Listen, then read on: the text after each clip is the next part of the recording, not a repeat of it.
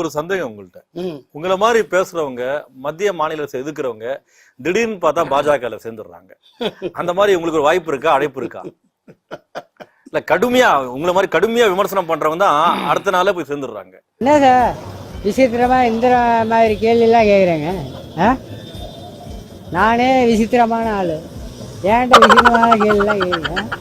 India முழுக்க எல்லா கட்சியிலும் போய் பாஜக சேர்றாங்க. சட்டமன்ற உறுப்பினர் யாரும் சேர மாட்டான். முள்ள மாதிரி முடிச்ச வைக்கி, திருட, அயோக்கியன், கொலகாரன், இவங்க தான் போய் எல்லாம் சேர்ந்துக்குவாங்க. அமித்ஷாவே தடிப்பார்னு தானே நார்த் இந்தியால சொல்றான். நீ எல்லாம் ஒரு மனுஷன் விடு, நமக்குள்ளே யாரும் சொல்லிடாத. அப்புறம் என் பேரை சொல்லி எவனாவது பிராமியில வாங்கிட்டு போயிருப்பான். மன் கி பாத் கேள்விப்பட்டிருக்கீங்களா, கேட்டிருக்கீங்களா? என்ன மன் கி பாத்னா குரங்கு பாத்துன்னு அர்த்தம். வள்ளல்ல ஐயோ முடியல, டிவி போட்டு உடைச்சிடலாம் போல இருக்கு. தர்மம் தன் வாழ்வதனை சூது. I am not prepared to answer you. You are anti-Indian. பிரதமரே ஊசி போட்டிருக்காரு. அவர் ஊசி மட்டுமா போடுவாரு, சாவடிச்சிருவாரு. விஷ ஊசி ஏதாவது போட்டு இருந்திருக்கலாம். என்னையா போட்டு குடுக்குற? இந்த ஆள் பேச்சு கேட்டு நீ ஜெயிலுக்கு போயிடுவ. ரொம்ப மோசமான ஆளா இருப்பாங்க.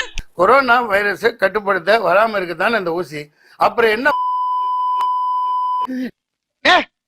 என்னடா பொசுக்கு மலையாளம் பேசிவிட்ட?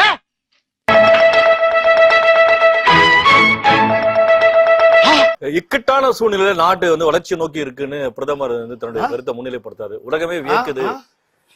வளர்ச்சியா? அவர் தாடி தான் இங்க வரைக்கும் வளர்ந்துருக்கு. எல்லா கட்சியும் எதிர்க்கிறீங்க, நாம் தமிழர் கட்சி மட்டும் சரியான கட்சின்றீங்க. ஆனா அந்த கட்சியில பல பேர் வெளியே போயின்னுக்குறாங்க. இணக்கமா இல்லையே. நீங்க அப்படி ஒரு புனிதமான கட்சினா அத்தனை பேர் அங்க இணைந்து இருக்கலாமே. அபகரமா என்னடா பண்ண சொல்றேன்? வண்டியில இருக்கு, எல்லா பக்கமும் வளர்ந்து